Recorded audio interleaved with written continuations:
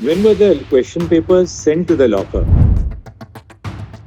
A sold question paper was received by this gang on mobile phone, which is on 4th of May. The question paper and answers were being circulated on a Telegram channel. नमस्कार, आदाब, सत श्री अकाल, जय भीम, जोहार। मेरा नाम है नवीन कुमार। आखिरकार सीबीआई ने भी कह दिया कि पर्चा तो लीक हुआ है, नीट का इससे इनकार नहीं किया जा सकता। मतलब जो बात शिक्षा मंत्री ने कही थी कि कोई पर्चा लीक नहीं हुआ है सुप्रीम कोर्ट में हलफनामा देकर, और इसलिए हम दोबारा परीक्षा नहीं कराना चाहते नीट की, वो बात सीबीआई ने कह दिया है कि झूठ है। एक बंद लिफाफा पेश किया। एक तो इस देश में परंपरा है कि अदालत में बंद लिफाफा पेश किया जाता है, मतलब कुछ न कुछ छुपाया जा रहा है देश की जनता से। भाई, अगर पर्चा लीक हुआ है या नहीं हुआ है, सरकार परीक्षा कराना चाहती है या नहीं कराना चाहती है, लोगों ने करोड़ों रुपए कमाए हैं या नहीं कमाए हैं, एक सांस्थानिक घपलेबाजी हुई है या नहीं हुई है, इस मामले में देश का हक है कि उसे पता चले कि सीबीआई जो जांच एजेंसी है वो कैसे सोच रही है, क्योंकि ये अदालत में रखा गया मामला है, अदालत में लिफाफा पेश किया गया है। उसको देश के सामने खोलने में दिक्कत क्या है? जब चीफ जस्टिस बने थे डीवाई चंद्रचूड़, तो उन्होंने कड़ी फटकार लगाई थी बंद लिफाफों की परंपरा पर, लेकिन नीट के मामले में एक बार फिर से वो बंद लिफाफे की परंपरा देखने को मिली है। तो खैर, सूत्र बताते हैं कि उस बंद लिफाफे में ये है कि हम इस बात से इनकार नहीं कर सकते कि पर्चा लीक हुआ है। और इससे आगे की बात ये कहें तो सीबीआई ने ये कहा है कि बड़े पैमाने पर पर्चा लीक नहीं हुआ है, जो हुआ है वो स्थानीय स्तर पर हुआ है, सोशल मीडिया पर पर्चा लीक नहीं हुआ है। मतलब अखबारों में पर्चा नहीं छपा, ट्विटर पर पर्चा नहीं आया, व्हाट्सएप पर पर्चा नहीं आया। मतलब सीबीआई को ये लगता है कि जो लोग लाखों लाख रुपए देकर पर्चे खरीदते हैं, उसको जब तक कि वो सोशल मीडिया पर नहीं आएगा तब तक वो पर्चा लीक नहीं माना जाएगा। मतलब ये सब कुछ पब्लिक डोमेन में होगा तब पर्चा लीक माना जाएगा। लेकिन जो बड़ी खबर है वो ये कि सीबीआई ने इस बात की गारंटी लेने से साफ मना कर दिया है कि पर्चा लीक नहीं हुआ है। सीबीआई ने कहीं नहीं कहा है कि पर्चा लीक हुआ ही नहीं है। पर्चा लीक हुआ है, स्थानीय स्तर पर हुआ है, कितने बड़े पैमाने पर हुआ है ये हम नहीं जानते। सुप्रीम कोर्ट जानना चाहता था सीबीआई के जरिए कि किस तरीके से पर्चा लीक हुआ है कि नहीं हुआ है, किन केंद्रों से हुआ है, कितना बड़ा उसका फैलाव रहा है। तो सीबीआई ने साफ कह दिया कि पर्चा तो लीक हुआ है, सोशल मीडिया पर नहीं हुआ है ये हम कह रहे हैं, स्थानीय स्तर पर हुआ है ये भी हम कह रहे हैं। इससे आगे की बात यह है कि केंद्र सरकार ने यह कहा था कि हमने मद्रास आईआईटी से एक डेटा एनालिसिस करवाया है। केंद्र सरकार का हलफनामा एक अलग था, एनटीए का हलफनामा एक अलग था, अब यह सीबीआई का हलफनामा आया है। तो ये कहा था केंद्र सरकार ने कि जी हमने एक डेटा एनालिसिस करवाया है, जो छात्र चयनित हुए हैं उनके जो आंसर कीज है उसके आधार पर, कि डेटा एनालिसिस से नहीं लगता कि कोई पर्चे लीक जैसी बात है या कोई बड़ा फायदा इसका मिला है, क्योंकि जो छात्र उत्तीर्ण हुए, जो पास हुए, उनके मार्क्स बढ़ते हैं और फिर घटने लगते हैं, घंटी जैसी आकृति बनती है। तो इससे लगता नहीं है कि पर्चा लीक हुआ है। तो कुल मिलाकर कहानी ये है कि कंप्लीटली, मुकम्मल तौर पर अंधेरे में तीर मार रही है सरकार, अंधेरे में तीर मार रहा है एनटीए, और अंधेरे में तीर मार रही है सीबीआई। या ये बताना नहीं चाहते, देश से छुपाया जा रहा है कि पर्चा लीक हुआ है या नहीं हुआ है। अब जबकि बार बार अगर पर्चा लीक नहीं हुआ है और बड़े पैमाने पर नहीं हुआ है, तो ये गिरफ्तारियां किस बात की है? किस बात? 2 विधायकों पर एफआईआर दर्ज हो गई उत्तर प्रदेश के। एक विधायक सुभाषपा के हैं, एक विधायक निषाद पार्टी के हैं। ये वो पार्टी है जो भारतीय जनता पार्टी को समर्थन देती है। तो ये तो साफ साफ पता चल रहा है कि सत्ता के लोग इसमें शामिल हैं।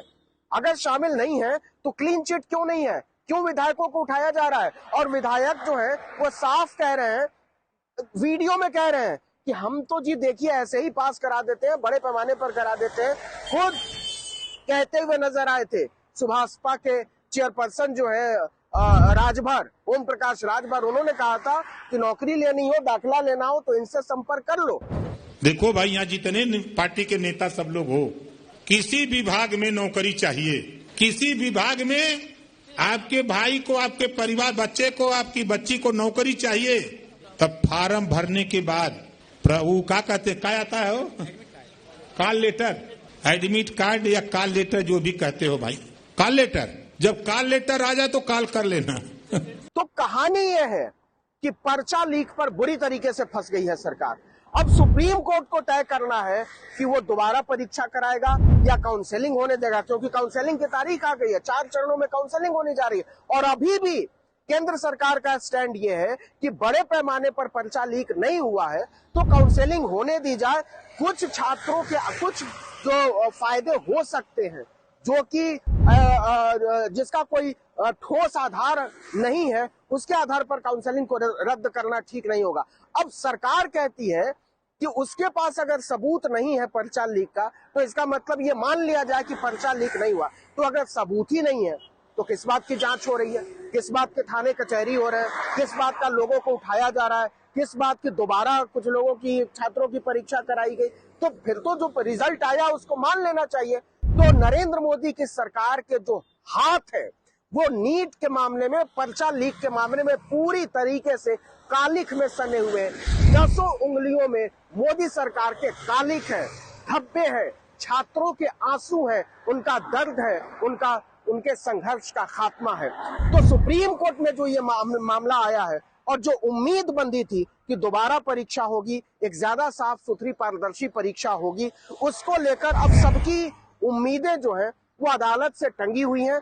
लोग सोचते हैं कि एक ऐसी परीक्षा उनको मिलनी चाहिए जो असंदिग्ध हो, जिस पर किसी तरीके का कोई शक न हो। लेकिन नरेंद्र मोदी की सरकार पूरी तरीके से नाकाम हो गई है। 23 लाख नीट के छात्रों का, नेट, यूजीसी, CSIR सब मिला दीजिए तो 32-33 लाख छात्रों का भविष्य जो है मोदी सरकार ने दलदल में फेंक दिया है, नाले में फेंक दिया है, अंधेरे में फेंक दिया है।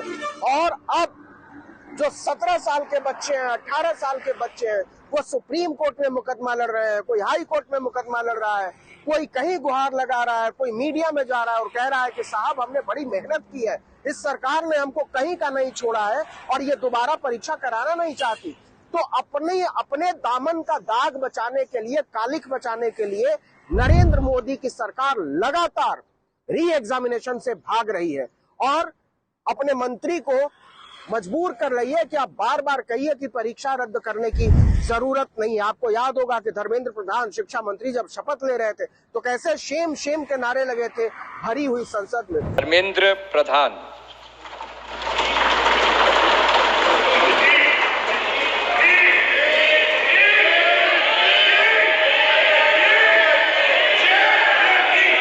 लेकिन बावजूद इसके सरकार अपने फैसले से पीछे हटने को तैयार नहीं है, अपने इरादे से पीछे हटने को तैयार नहीं है। तो नीट की जो परीक्षा है वो दोबारा होगी या जो काउंसलिंग होगा उसी के आधार पर दाखिला मिलेगा, ये सब जो है अब सुप्रीम कोर्ट के सामने साफ हो रहा है और सबको इंतजार है कि कोर्ट का फैसला क्या होता है।